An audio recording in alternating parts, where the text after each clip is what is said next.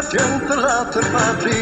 Ini adalah rindu yang tak pernah berhenti. Ini adalah jiwa mujahid sejati yang tetap teguh di dalam menanti.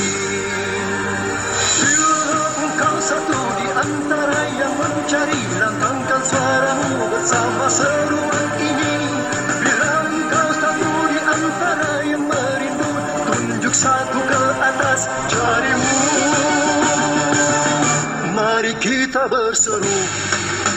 Bila ada seribu mujahid, akulah satu di antaranya. Bila ada